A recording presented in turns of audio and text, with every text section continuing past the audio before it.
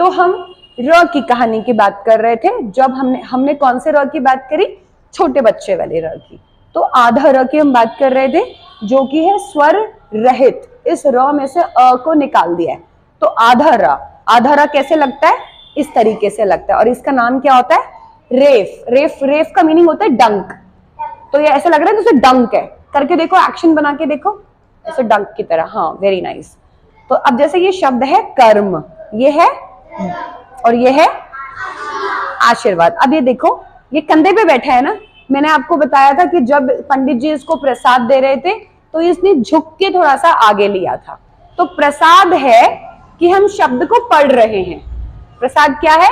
शब्द को पढ़ रहे हैं।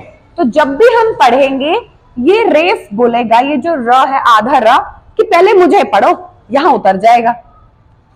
ऐसे लिया था ना उसने प्रसाद, तो ये बोलेगा पहले मुझे पढ़ो, तो ये उतरा यहां पे, तो ये बना कर्म। क्या बना? इसीलिए इसको कर्म पढ़ते हैं, कमर नहीं पढ़ते ना, क्योंकि ये र जो है पहले पढ़ा जाएगा, ये पहले उतर जाता है। जिसके भी कंधे पे बैठा है उससे पहले उतर जाता है कि मुझे पहले पढ़ो। अब ऐसे ही ये थोड़ा सा नीचे उतरेगा, तो क्या पहले र पढ़ेंगे? तो पढ़ेंगे धर्म, है ना। अब देखो ये आशीर्वाद, इधर देखो, ये वर्ड ठीक लिखा है कि ये ठीक लिखा है? ये ऊपर वाला ठीक लिखा है कि ये वाला? चलो एक बार चेक करते हैं। सारे ऑटोज पे ये लिखा होता है, सारे के सारे ऑटोज पे, या जगह जगह अगर आप देखोगे आशीर्वाद लिखा हुआ, तो ये लिखा होता है ना। चेक करते हैं। तो अब ये देखो, ये जो र है किसके कंधे पे बैठा है? वाह नहीं, वाह के कंधे पे बैठा है, वाह के कंधे पे बैठा है।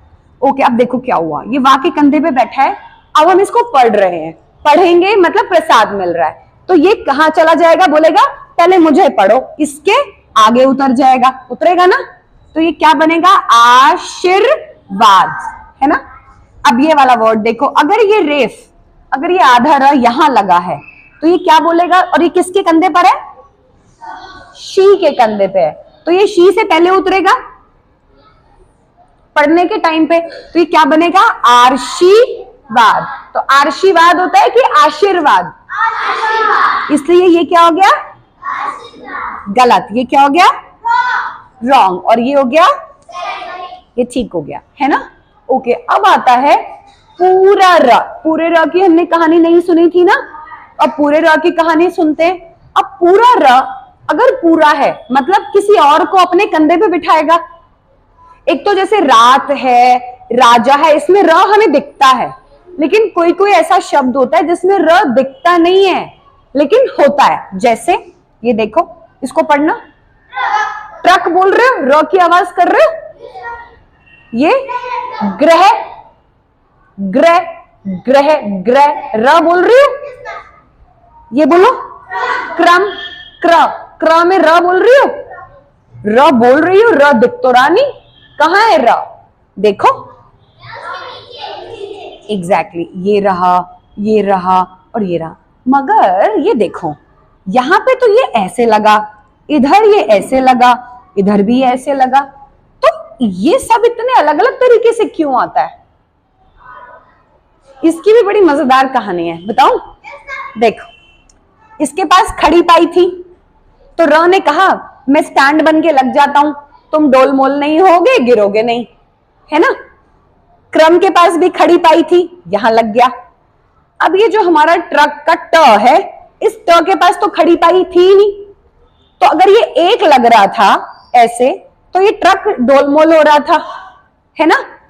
तो इसने कहा मैं स्टैंड बना देता हूं, और ये लग गया स्टैंड के तरीके से, अब ये नहीं गिरेगा, है ना।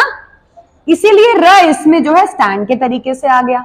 ऐसे ही अगर हम लिखेंगे ड्रम, तो ड के नीचे वो फिर से स्टैंड के तरीके से आ जाएगा।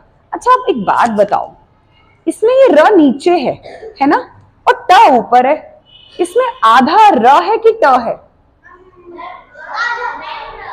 ट आधा है कि र आधा है?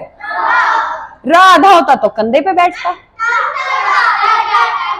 र अगर आधा होता तो कहां बैठ जाता?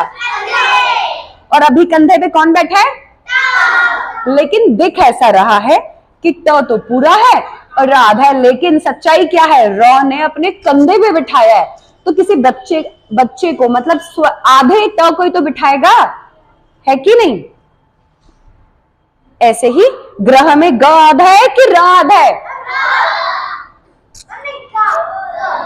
अगर र आधा होता तो वो कंधे पे बैठ जाता, लेकिन अभी कंधे पे कौन बैठा है? ऐसे ही क्रम में कंधे पे कौन बैठा है ना? अब एक ये दो शब्द देखें, गृही और ग्रह, इसमें ये र है, ये कैसा र है?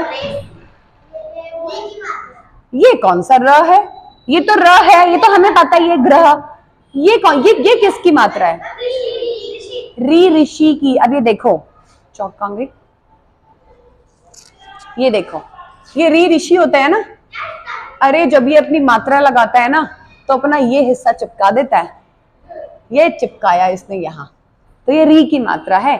इसीलिए जब इसको पढ़ते हैं तो बोलते हैं गृही। क्या बोलते हैं? गृही, क्योंकि री की मात्रा है। री के मात्रा में री की तो आवाज करोगे तो गृही, और इसको ग्रह, क्योंकि र की आवाज करोगे ग्रह।